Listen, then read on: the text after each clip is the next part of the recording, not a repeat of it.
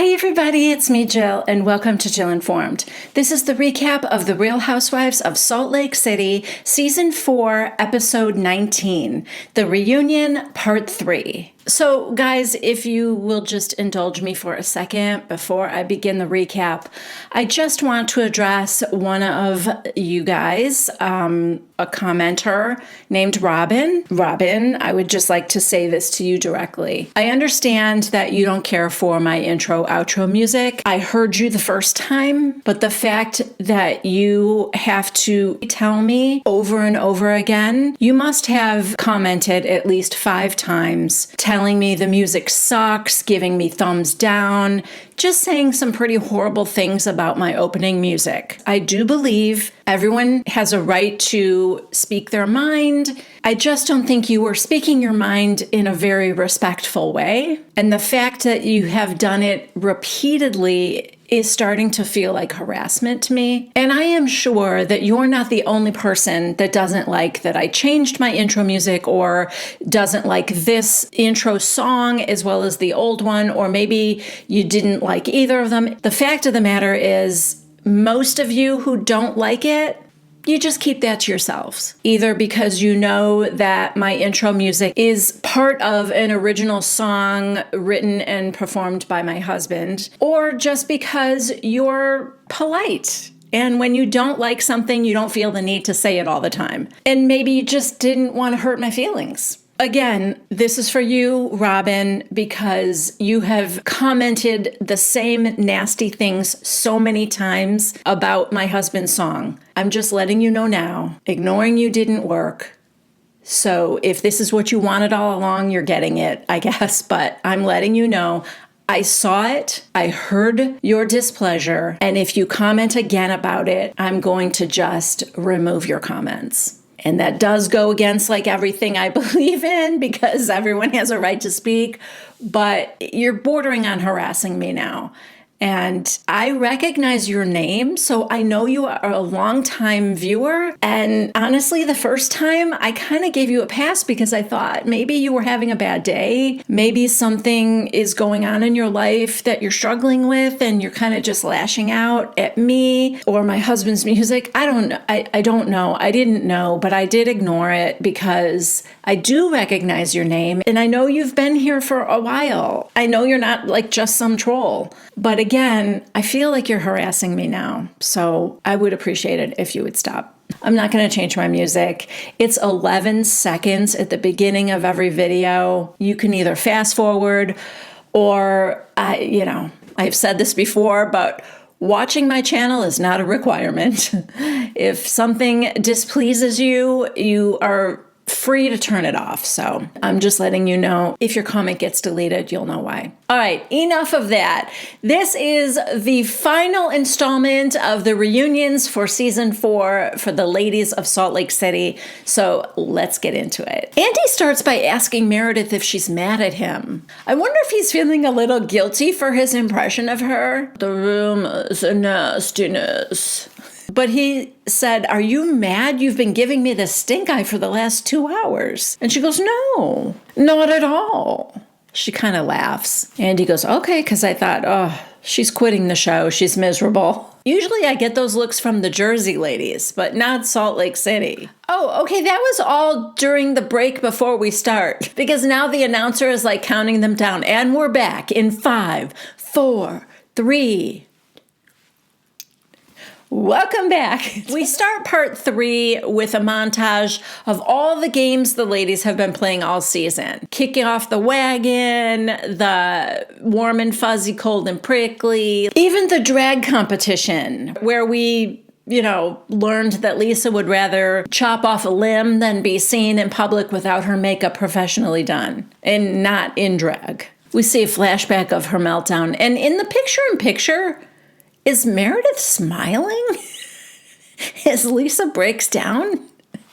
Kind of looks like it. We watch the clip of the "Who Would You Kick Off Your Wagon" as Lisa kicks off Monica because she's nasty. And then we see Monica respond by mocking Lisa's voice. And Lisa's like, "Oh my God, it's like a 12-year-old. And Monica goes, That's better than a 55-year-old acting the way you guys do. So Lisa asks Monica, did you expect me to keep you on the wagon? And Monica goes, no, it was just your monologue of bullshit that I didn't like.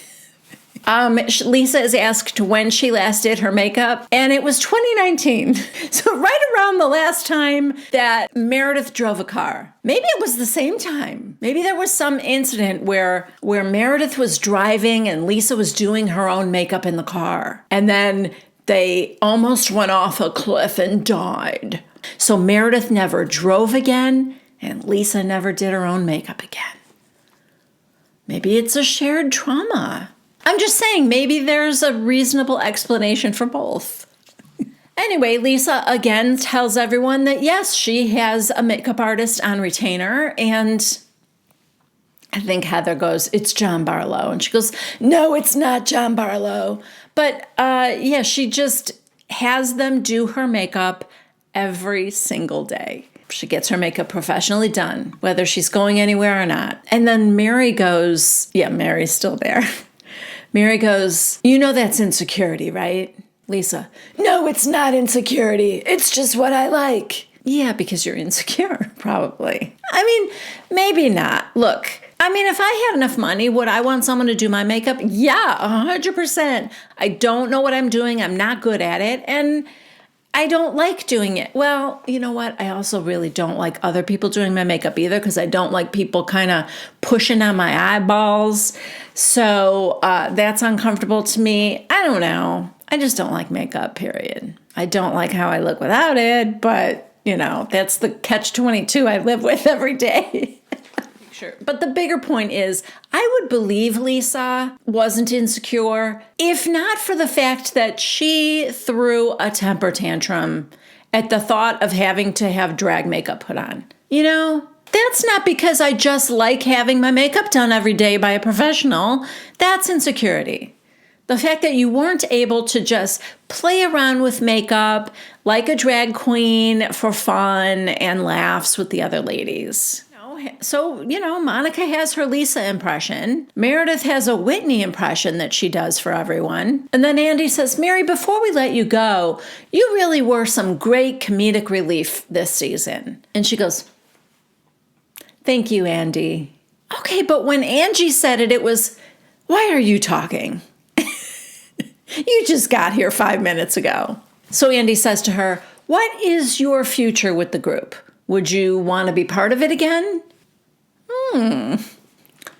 Was that an offer, Andy? Mary said, you know, I'm just going to keep being me. And if I'm accepted the way I am, then maybe I would consider coming back. But, you know, Whitney acts like she's terrified of me. And Whitney goes, that's not true, Mary. I was just always afraid to upset you. So Mary goes, Meredith, are you afraid of me?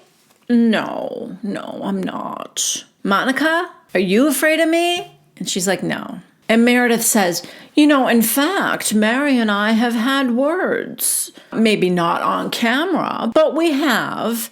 And we've navigated through it just fine. And Mary agrees. And then we say goodbye to Mary, and everyone except for Monica and Andy leave to go to the bathroom. Okay, now we talk about Bermuda. We see all the best parts of the trip in a montage, ending with Heather's iconic rally speech at the end about how all of us have been through this before with Jen, and how she lied about her black eye to protect Jen, and then finally telling Monica to pack her bags and go. Andy, Monica, we've not heard your side of the story yet. You've been accused of being a troll account that's come after everyone in this room. Are you Reality Von Teese? Monica, I am part of the page, yeah. I didn't set up the account or name it or open it. Then we see the Instagram page. It's 5,066 followers? That seems kind of low, no? Maybe because it's Reality Von Teese 2. I think the first Reality Von Teese got taken down and then this one got started. I don't know how many the first one had before it got taken down, but that could be why the number's low. Or not. I mean, does anybody really follow these kind of accounts? even if you like check in and look to see what they're saying, do you really give them a follow? I don't know. Some people must. Well, 5,066 people do.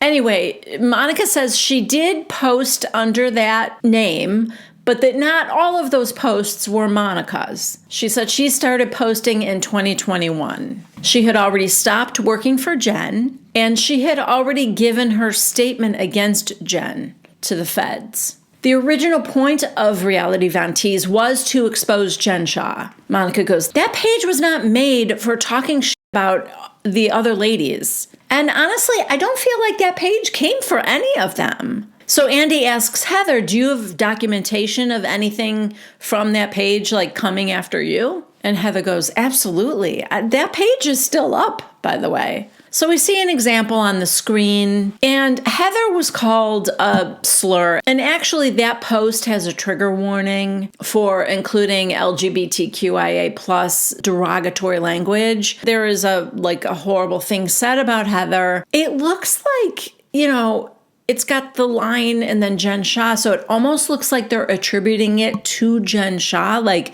she said it. Monica claims not to have posted that one. And Heather's like, every person on these couches can give at least 10 examples of that page coming after them. So Andy goes, explain to me how this works. And Heather goes, what, the internet? He's like, no. He's like, I'm trying to understand what's been generated by Reality Vantees and what's just been a repost. So she gets him to pull the page up on his phone, which he does. He goes, it's called Reality Vantees 2. And Heather said, yeah, because the first one got shut down for cyberbullying. Monica, that's not true. So Heather's got all these pages and pages and pages. Andy's just scrolling and scrolling and scrolling on Heather's phone of DMs sent to her. Well, actually, it's every time she's been tagged in a post on Reality Vantees. And Heather goes, yeah, it's been every single day for the last 3 years. Monica goes, we started in 2021. And Andy's like, okay, well, 2 years. I mean, it is 2024 right now, so probably almost 3 years. And Monica goes, you want the exact dates? And they're like, no. But she pulls out her burn book. She has got this big scrapbook that says burn book, RHOSLC. It does shut everybody up when she pulls that out. I will say that. Andy is delighted. Well, at least it makes him smile, I think, just to see the effort that she put into this scrapbook. Maybe it was a fun family project that she worked on with her girls. Girls, it's craft night. Get your scissors and glue. Heather and Lisa are both like, no, I don't think this is funny. I've dealt with this for 3 years. I'm not doing this. No. Meredith's like, oh my God, are we 2 years old here? Well, to be fair, a 2-year-old wouldn't have a burn book. 13 maybe. But yeah, Heather's like, I'm not interested in this. Monica's like, it's full of receipts, and she hands it over to Andy. The first page is actually about Andy Cohen himself. He's like, okay, this is me. Heather, who's next to Andy, she can read it, and she's like, the other half of New York? Okay, that was a joke on when Lisa was caught on the hot mic 2 seasons ago. I believe she said that Meredith fucked half of the men in New York. And so this is a little joke saying that Andy Cohen did the other half. I mean, I'm sorry if I think it's a little bit humorous. It is. Listen, I can appreciate even a mean joke when there's some effort put into it, and also, it's not hurting Andy Cohen, you can read any one of his books and he'll say that he's, a little bit of a slut. Anyway, Heather looks horrified by it, and then Monica goes, oh my God, it's a burn book. It's supposed to be funny. You don't have to take it so seriously, Heather. Monica burns herself on the next page. This girl is the nastiest skank bitch I've ever met. Do not trust her. She is a fugly slut. Less fun. There's nothing clever about that, so not really that funny. And then the book kind of just moves on to just all these clippings of posts from Reality Von Tease, basically. We see the one with the horrible comment about Heather, and that is supposedly something Jen Shah had said. And Monica goes, it was to expose Jen. And Andy goes, yeah, but I mean, what you're doing in the process is hurting these ladies by putting all that mean stuff out there over and over again. Yeah, I mean, that is obviously the issue. This is partly why I blamed Whitney more than Monica for saying the gay rumor about Sean. It's because Whitney pushed her to do it. Now, knowing Monica as I know her now, I don't think she needed much of a push. I think this is kind of Monica's personality anyway. But again, I don't know where the rumor started.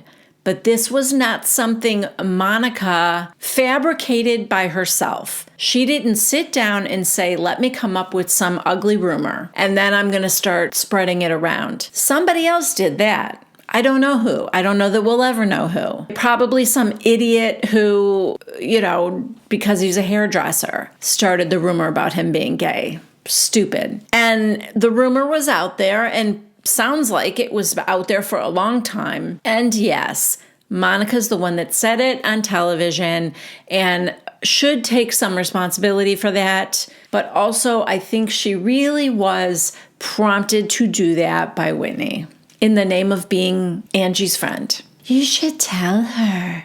So anyway, having said all that, that's what Reality Von Tease reminds me of. They're reposting ugly stuff that's being said about the other ladies. Now, that particular ugly thing about Heather and it being attributed to Jen Shah as the person that said it, I think I understand what Monica was trying to do. She wanted to burn Jen to the ground, right? She wanted to expose her and all her ugliness to the world. And part of that was exposing ugly things she said about the other ladies in hopes that the other ladies would not defend her, move away from her, see her for what she really is, right? But of course, Andy's right. What he said is, in the process, putting it out into the universe is ultimately hurting the ladies. It's just this ugly thing being said about them again, and now everybody sees it. So Monica takes the book back because I think she wants to show him something. And she says, we were trying to get out how awful Jen was. I'm sorry that it hurt you.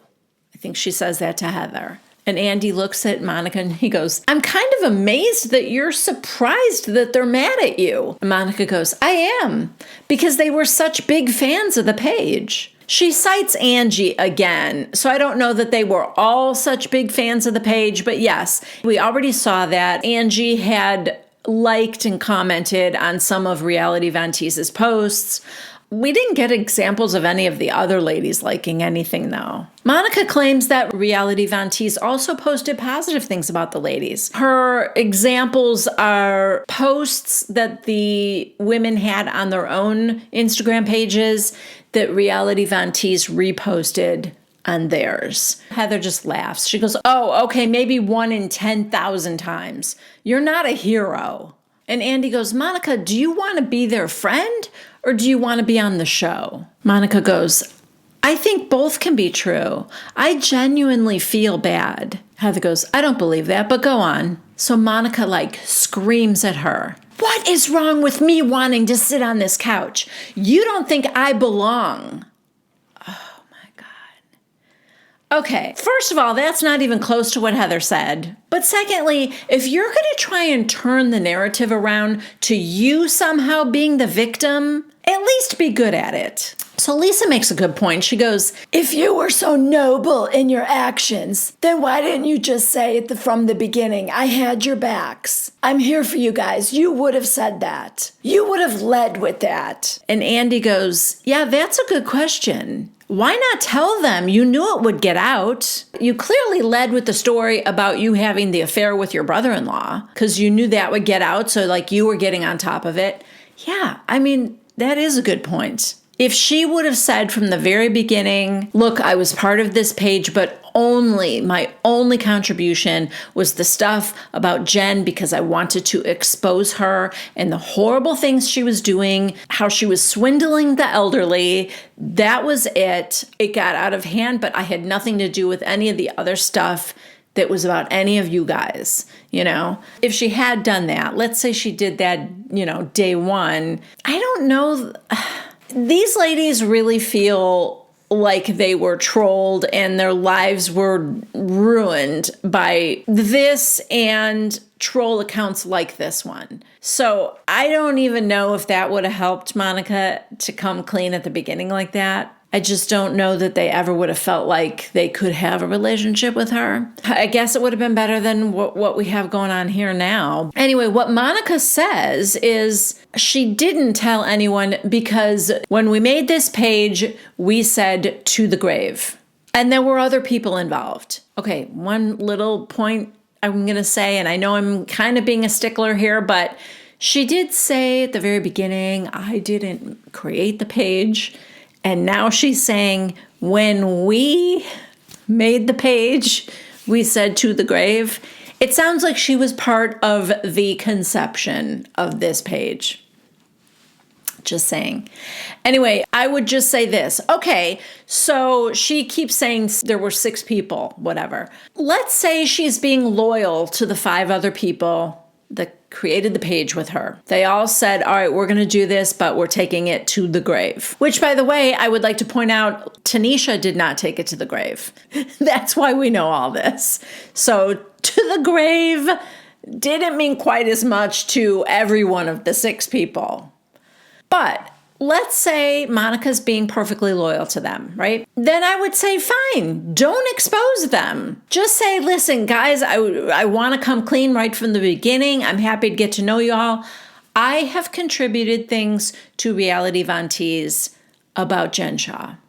That's my full contribution to that. And I just want to, come clean about that from the beginning. Like, couldn't she just come clean about her part without exposing the other people and, taking that to the grave or whatever? So Lisa goes, let's talk about some of the videos that got leaked. How did you get those videos? Because I know how you got those videos. The same way you knew that I was going to meet Snoop Dogg with my friends. I know how you got that info. She logged into the security system at Jen's house. Okay, so Andy's like, you set up Jen's security system? And Monica nods, and she said, she asked me to put it in my name. Yes. Andy, so you had the ability to watch Jen in her home and hear what she said? Monica, yes, if I wanted to. And Lisa goes, that's where you got the video of Jen yelling at Koa. And Monica goes, no, I recorded that on my phone. I guess he worked for her. I'm not sure if he was like an assistant or if he was just like one of her crew kind of a thing. But anyway, this video was taking place in like her closet, and I don't know exactly what she did. She physically abused him. I think that's what they're saying. They did not show the video. So Monica's pissed, and she's like, you're more mad at me recording Jen than you are that Jen was throwing shit at human beings. Then we talk about whether or not Monica was stalking Jen. Lisa says yes. She says, and you had your kids in the car. That's disgusting. Monica's like, no, I did not. Stalking is when you do it over and over, she said. She only drove by a few times.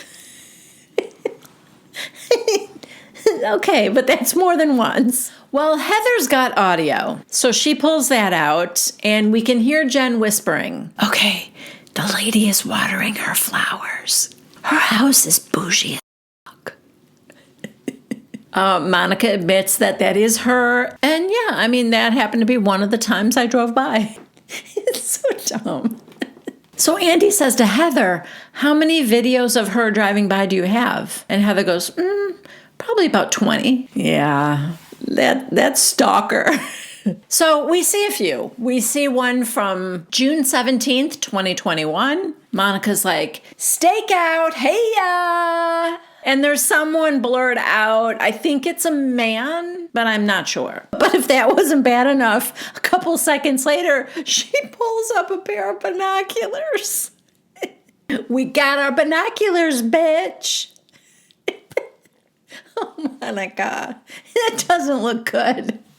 Just driving by a few times. Also, side note, crimes would be so much harder to solve if people stopped filming themselves so much. It's like criminals just love being on camera now. I'm not saying it's easy to be a detective, but it's definitely easier than it used to be. I don't know what the obsession is with filming yourself, says the woman filming herself right now. I get it. At least I recognize the irony, okay? And like I said, there are more videos. In the next one, she says, I'm in disguise driving by Jen's house. Like, she really spells it all out for you. Then her companion, whoever he is, he teases, I'm going to honk my horn when we go by. And she's like, no, don't you dare. I don't need a restraining order for stalking.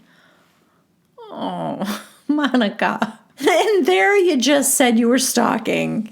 It's too easy. In another one, she goes, we're coming up on the house. I see Jen. Andy asks her if the FBI told her to drive by Jen's house. Monica, yeah.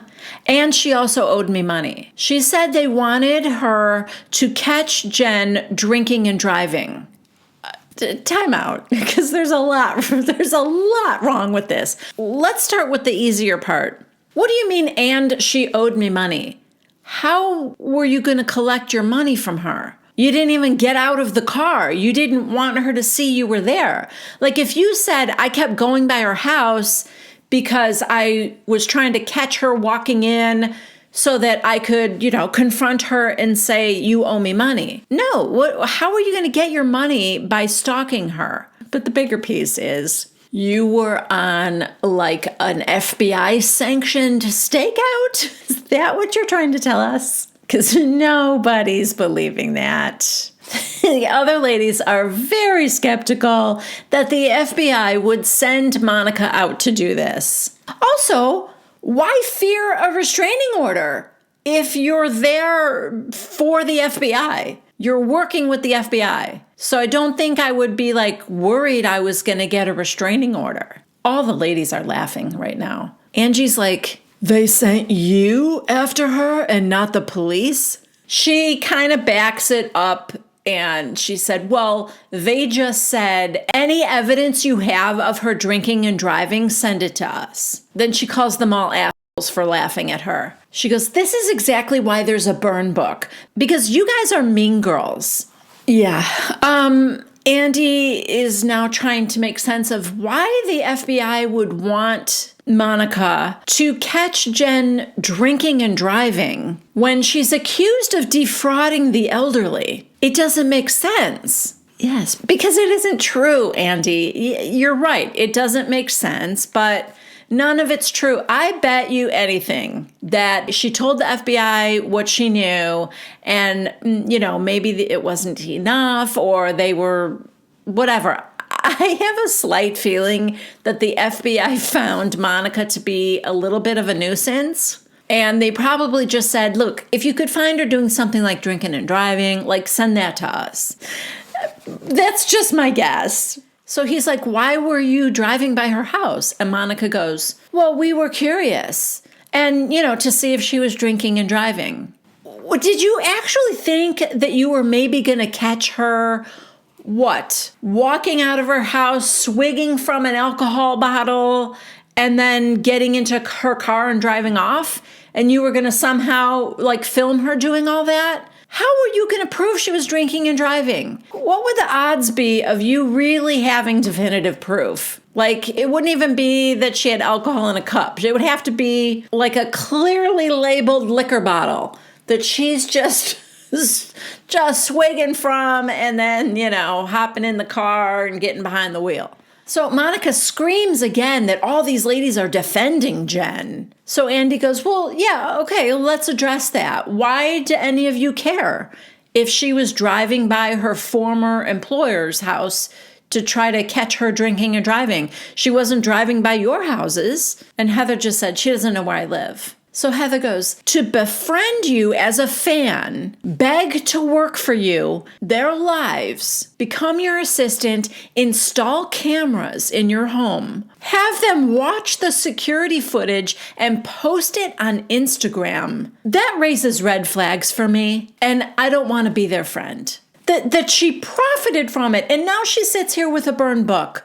She thinks she's being iconic. It isn't iconic to be a bully. Oh, wow. Guys, this is turning into another 5-star speech by Heather Gay. It's not even appropriate that we're sitting here joking about it. This has ruined my experience as a housewife. Every single one of us, every housewife on every franchise would say that the only hard part of this job is the trolls on social media that are relentless about ourselves, our families, our businesses, and if you could eliminate that, or at least hold somebody accountable for it, it would change the experience for all of us. And you would get a higher caliber of women willing to expose their lives on television. Wow. And the Emmy goes to? Yeah.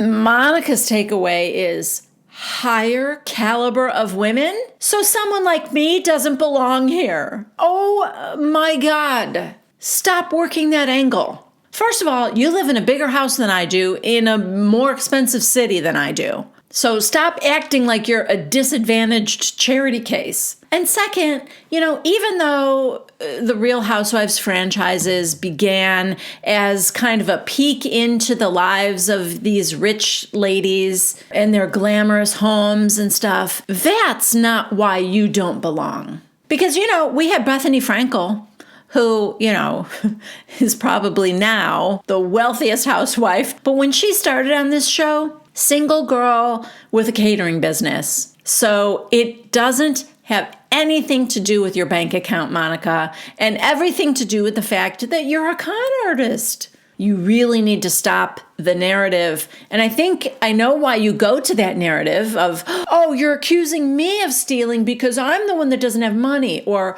oh, I don't deserve to be here like all of you because I don't have money. I feel like I understand why she keeps going back to that because she has nothing else. She can't explain it any other way. So in her mind, the thing that makes her seem victim-y is that she doesn't have the same wealth that the other ladies have. And not the fact that it's that she calculated her way onto the show. And because she got found out, nobody wants to film with her. Now, having said that, I do hope she comes back next season. Season 4 would not have been what it was without Monica, Linda, Darnell, Maria Garcia. It just wouldn't. So Lisa says to Andy, you guys brought her on here knowing that she wanted to take us all down. And Andy goes, no one knew this and he gets cut off by Heather asking him, did Bravo know? Andy, no. Heather, she says they did. So Andy turns to Monica and he said, Monica, who at production do you think knew? Monica, the first time I interviewed at my home, I talked about it with production. They're talking about her being part of Reality Vantees. She's saying she talked about it with production at her first meeting. And Andy says, you told them at casting? And Monica said, yeah, the first time. Andy, if you said I run a burner account, we wouldn't have cast you. And Monica goes, okay. And that's it. The next thing Andy says is, let's talk about the Greek mafia rumor. Are you kidding me? We're just going to let that go? I think Andy is second guessing how sure he is that casting did not know that she was Reality Vantees. And Monica, listen, I know Monica has lied, but this felt real to me. I don't think she was lying. There's something about her demeanor when she says, yeah, I told them the first time I met them at my house. The first meeting. Something about that rang true to me. And also when he said, if you told them you ran a burner account, we wouldn't have cast you. I think Monica was like, if I want to be asked for another season, I better drop this. She never said, I'm mistaken. She just said, okay, like, got it. Loud and clear. I will shut up about it. That's how I'm taking it. That's very much how it seemed to me. So what does that mean? Well, it means somebody at production thought this will be interesting. And you know what? They were right. Now, is that a crappy thing to do to the other ladies? I guess, but also it's not like they bonded so tight with Monica and whatever. It's a job. The franchise has evolved. And we're kind of fabricating friendships here. All the ladies do it. They know the drill now. This is a show. This is a job. And I think it's entirely possible. In fact, I actually believe Monica. Anyway, we move on to the Greek Mafia rumor. Meredith reiterates that she got a DM with various financial records of Angie's that all tied back to things that Monica had told me on the plane back from Palm Springs. And Monica's just like, that was a two-way conversation, Meredith. She claims she had nothing to do with that DM and that she would admit it if she did. Meredith, you told me you had evidence of everything. Monica's like, on the plane? And she said, yes. And she goes, no, I got the same DM you did. And I think Whitney said, was it from the same account? And it was. Anyway, Angie defends her business. You know, she's a pillar of society in Salt Lake City. Monica gets chastised for being the one to bring it out on camera. Now Angie and Monica just kind of scream F you at each other for a little while. Monica thinks that, sorry, this isn't funny. I mean, it is, but Monica thinks that Angie called her a low brown rat. Brown? And Andy's like, no, low brow. Low brow. You're a low brow rat. A low brown rat. And when accused of being a horrible person, Monica's defense is horrible people murder children. I don't murder children. Therefore, I am not a horrible person. And now we get Heather's black eye story. The screen turns black and it says, on the morning of April 9th, 2022, while on a girls' trip in San Diego, California, Heather Gay woke up with a black eye. Crews were not shooting at the time of the incident. So Andy says, tell us how it happened. Heather, well, there was a lot of drinking, as you know, and I woke up with a black eye. I know I got it from Jen, but I don't know how. Huh? What? Okay, this is frustrating me. She goes on. She says, I called her first because I knew I got it from her. And when she came to the room, she said, did I give that to you? And I said, don't worry, I won't say anything. Heather says she was afraid of Jen and she had been covering for Jen for 3 years and she wasn't going to stop now. She was just too scared to say anything. Okay, I'm annoyed by all of this. First of all, I'm annoyed that it was like, finally we're going to get the story. She was covering for Jen this whole time. Jen's in prison now. Now she's going to come clean and tell us the story. The story is that she was drunk and she does not know. That is the story. She woke up with a black eye. She knows she got it from Jen. She doesn't know how. How do you know you got it from Jen then? So it's annoying. Like, do you remember something in your drunk, blacked out brain? Was there I remember struggling with Jen, or I remember Jen and I were fighting? No, we don't get any of that. The only thing she's saying now that she didn't say before is that she knows it was Jen, but she was still blackout drunk, does not remember how it happened. Woke up, eyes swollen, doesn't know what Jen did, but knows Jen did something to her.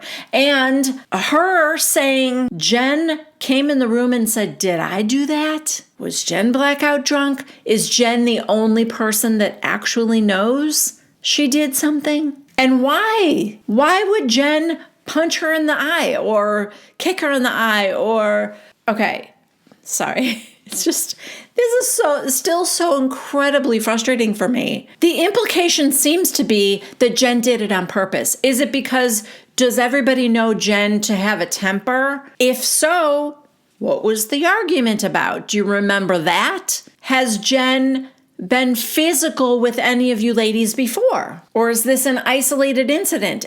There's too many questions. And of course, the bigger thing is, if it was an accident, why are we acting like we know Jen did it on purpose? You don't know what happened, Heather. You woke up with it, you said. You don't know how you got it, but you got it from Jen. Could very easily have been, maybe Jen was drunk and acting silly and, dancing, twirling around the room, or maybe she was kicking her legs up in a dance and she kicked you in the eye. And so the next day she comes in and she goes, oh, did I do that? Because she remembers you guys were goofing around and it happened accidentally. What's happening now is that Heather's acting like she's so fearful of Jen, like she was in an abusive relationship with Jen, and maybe she was. But I would say she's acting like Jen did it on purpose. And I'm saying now that I don't feel like we still have any evidence of that. This was not, we're finally getting the answer that I wanted anyway. And also, I have to say this. Heather keeps reiterating that she was keeping a secret for Jen and that she feared Jen and she was afraid of Jen. I did what she wanted for 3 years. I wasn't going to stop now. She scared me. I was afraid of her. That narrative is something that Heather is reiterating over and over and over again right now. That's not how I remember this going down. I remember the next morning, Jen coming to her room and Heather going, what are we going to do? We got to come up with an excuse. What are we going to say? They joked about a spider nest in her eye and baby spiders were going to come out. They were joking about it. And Heather saying, it's fine. Like, we'll keep a secret. But then all Heather did was keep dropping little hints. Yeah, I mean, maybe I drank too much. Maybe I fell. Or maybe somebody here knows what happened to my eye. Maybe somebody else here knows more about it. She kept dropping all those little hints. That's not the action of somebody who's fearful. You're going to tease, I might tell somebody in front of Jen if you're afraid of Jen? Nope, not buying it. I don't think Heather was so fearful of Jen. The flip-flopping, I just remember being frustrated by Heather. Maybe it was an accident. Maybe it wasn't.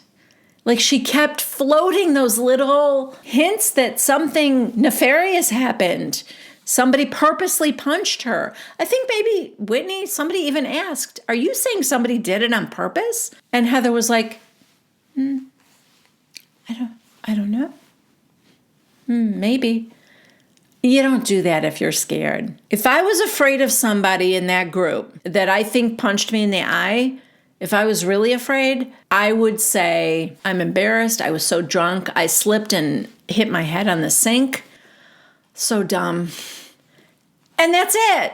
End of story. I specifically remember thinking, Heather wants there to be doubt in people's minds. And that's not the action of somebody who's fearful. So anyway, this here today felt so false to me. And I like Heather. I like her a lot. But she is still saying she's afraid here at this reunion now. And she says, I was still afraid in Bermuda. But I said it anyway because I thought I need to be honest. Otherwise, I'm contributing to the problem. Okay, also, what are you being honest about? You don't know what happened to your eye. You drank too much and you woke up with a black eye and you don't know how it got there. So I don't know what you think you're being honest about right now. Do you guys feel like I do? Let me know in the comments. I can't be the only person here that was hoping that Heather would say, yeah, I wasn't that drunk. I know what happened. We started to argue about X, Y, and Z, and she came at me, and I backed up, and she hit me in the face and I woke up with this black eye. I want that level of detail. I want to know what happened. I don't want to be told now, yeah, I know that Jen did it. But then there's no details because you don't really know. It's I don't know. The screen goes black again, and now we see this. Security footage from Heather's room was reviewed immediately. The audio was unintelligible. Great. So we just see the same footage we saw last year when it happened, or was it the year before? Last year when it happened, of Jen coming to Heather's room the next morning. The fact that the audio is unintelligible does nothing to enhance this or help us, since we can't hear what she's even saying. So we have to go by what Heather told us Jen said, which is, did I do that to you? Sounds like she suspects she might have, but we don't know if it was done on purpose. And if it was an accident, it almost makes more sense that she knows she did it accidentally and that Heather is protecting her because we knew she was going to trial. And, the last thing she needs is an assault charge on top of everything else. That, I guess, makes the most sense to me. But, I still don't know because none of us know. Okay, I'll move on.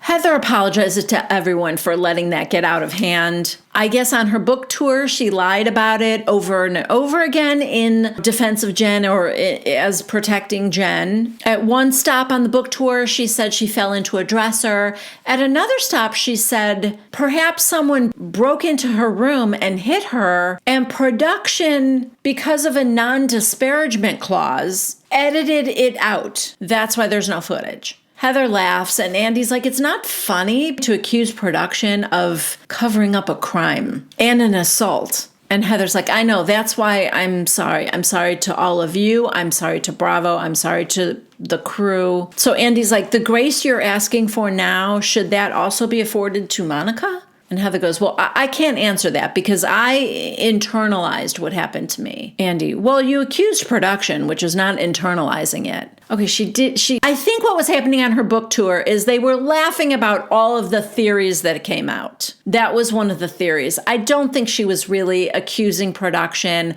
of covering for somebody who came in and hit her. I don't really think it was like that. But anyway, Heather says, it could be 1,000 things. There were all these theories out there. And, it was a joke and it wasn't posted online. But yes, it was getting out of hand. And Andy asked, have you talked to Jen about it? And Heather said, yeah. And Jen just keeps saying, unless they can show us footage, we lie. And she said, I will not fall for a pretend friend again.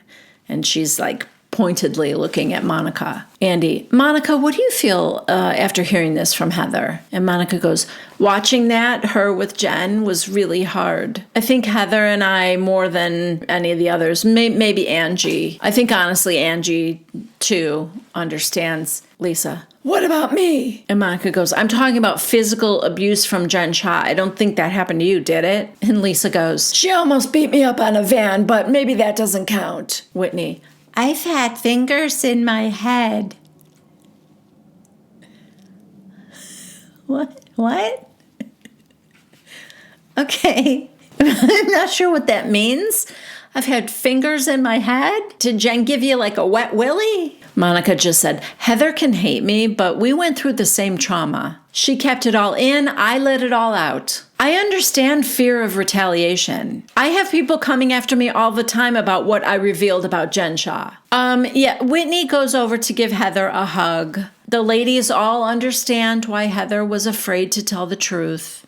As you know, I don't think I understand, but okay. Andy said, it's crazy that a year later we're still cleaning up the mess from this one person. If she were here today, what would you say to her, Heather?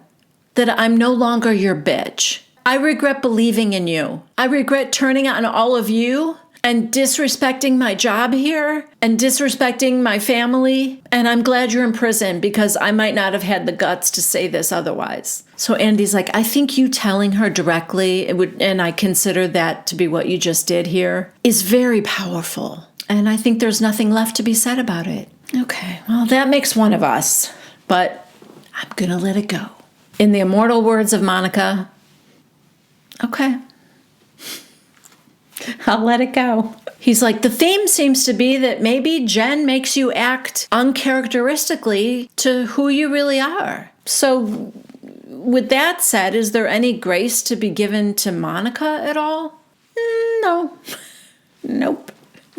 Heather just says, I appreciate what you said, Monica, but the way you went about it and the way you came in here today, like, it just hurt me more. And it made me realize how far we've come. We've all come. I'm speaking for the others too. What are you talking about? That's thanks to Monica. Do you not understand you all bonded in your hatred of her? This reunion would have looked very different this entire season, but this reunion would have looked very different without Monica. You would have been still going at each other. Andy asks if they can move forward with Monica. And nobody says anything for a long time. Then Whitney says, I don't trust Monica. I need to put up boundaries. And this has been very triggering for me because of my own personal experiences. So the only thing I can say now is no. And Andy's like, what would Monica have to say to make things right? And Heather's like, nothing. Lisa, nothing. Not after the last 3 years. Meredith, Andy, it's problematic to move forward in a situation where trust has been completely decimated. So Andy says to Monica, I promised you that we wouldn't leave without you being able to say everything that you needed to say. So is there anything else? Or, do you feel like you've been misunderstood about anything? Monica, oh, there's a ton that I've been misunderstood about. But Andy, is there anything you want to say? Monica, no. Andy, no? And Monica just shakes her head. What happened to the finale when we had the little blurbs about each of the ladies and Monica's was, oh, there's more to this story and it needs to come out, all of it, and you all need to know the story. And now no? Because I don't know what your side of the story is, other than what you said on the beach in Bermuda, which was, I'm not the only person. Reality Von Tease, takes a village to run. I only contributed stories about Jen Shah. It was really only created to expose Jen. What else? The biggest revelations that came out were about you, Monica, about the stalking and all that. So, I am so disappointed. I thought that Monica was going to have a ton of revelations, maybe not about the ladies, but maybe more about Jen. Just something. You said there was a big thing. You brought an entire burn book, a huge scrapbook. Come on, share. What, did it get cut out? I don't know, man. All I know is I would if the burn book ever gets published, I'm going to read it. I want to see it all. Pictures and everything. Yeah, that was frustrating. We end with Whitney's game, Warm and Fuzzy, Cold and Prickly. And we start with Angie K. Warm and Fuzzy is her Greek Easter celebration. The Cold and Prickly were the rumors and nastiness. She also does her version of Meredith. Whitney's Warm and Fuzzy. It's cheesy, but I am cheesy. I'm proud of me. I'm stronger this year. Yeah, her Warm and Fuzzy is herself. So, okay. Her Cold and Prickly, being let down by Monica. Yeah, I have a feeling Monica's going to be a lot of the Cold and Pricklies, but we'll move on to Lisa. Her Warm and Fuzzy. Oh, there's so many, but, Meredith getting in a better place with her, and Heather getting in a better place with her, and Angie and Whitney, just all of us in a better place. Oh, and Jack, of course. Her cold and prickly is the way we left in Bermuda. Meredith's warm and fuzzy, successfully churning butter, Angie. Yeah, she's very proud of herself. Angie jokes that she's gonna have a butter line now, just wait. And then they quickly come up with the idea for bath butter, that would be a perfect product for her to come out with. I don't know what bath butter is, but I'm sure she'll figure it out. Her cold and prickly is having off-camera conversations where we have no way of backtracking. So, okay, that's her dig at Monica. She would like everyone to know what the conversation was off camera. Heather's warm and fuzzy was her book event. She says she finally felt understood. And also Greek Easter was a warm and fuzzy. Her cold and prickly was reality Von Tease in Bermuda. And finally, Monica's, her cold and prickly was Bermuda, and her warm and fuzzy was Bermuda. And Andy's like, right. It was the best of times. It was the worst of times. I should say it makes a little bit more sense because earlier they had talked about how all the women gave Monica that birthday party, that little surprise birthday breakfast in Bermuda, and how happy she was, and that was like the best birthday celebration she ever had and stuff like that. So I think that's what she means by that. And yeah, it's time to toast with dark and stormies. They all say stinyamis, which I'm sure I butchered, but that is Greek for to your health, which I thought was weird because are any of the ladies even Greek? If they are, they didn't mention it. So that is it, you guys. That is the end of season 4 for Salt Lake City. Let me know in the comments. I'd love to hear from you guys. What was your warm and fuzzy for the entire season 4? And what was your cold and prickly for season 4? Just quickly, my plans for the future. I have no plans to recap Vanderpump Rules. I thought I wanted to because this is the first year back from Scandival, but Raquel is not even going to be there. I believe Ariana has successfully not filmed any scenes with Sandoval. I just don't know. I don't know if it's going to be good or not good. I'll be watching it. And I think if anything, I will be maybe putting out a little video once a month, just checking in, or if something, of note happens, something particularly excited, I'll probably hop on here and give my 2 cents. I like to talk about my own opinion about things, as you know. So I might do something like that, but I have no intentions of covering the season. I do think I'm going to be covering the end of Sister Wives. There's 4 more episodes. There's a couple look backs, and then there's 2 episodes for Christine's wedding. So for those of you who watch Sister Wives, I will be covering those 4. But then after that, I'm just going to finish up with Beverly Hills. I don't know what I'm going to do. I'm probably going to want to cover Orange County when that comes back on. What's next? Is New Jersey next? Maybe. I'll do New Jersey, but I think that's going to be it. So anyway, if you liked this video, please give it a thumbs up. And if you haven't yet subscribed to my channel, please do so. If you click on the little bell icon in the corner, you'll be notified every time I post something new here on my channel. And because the future is a little uncertain, it's a good idea to click on the notifications because I don't know exactly when, new stuff is going to come out. For my Amazon shoppers, I am an Amazon associate. That means that if you go through any one of the links I have in the description box below this video and do your shopping from there, I will get a small percentage of any qualifying purchases that you make. Thank you so much for that. For those of you guys who I know are already going out of your way to do that for me, thank you so much. It really means a lot. And that is it for me and Salt Lake City. I will see you guys next time. Bye.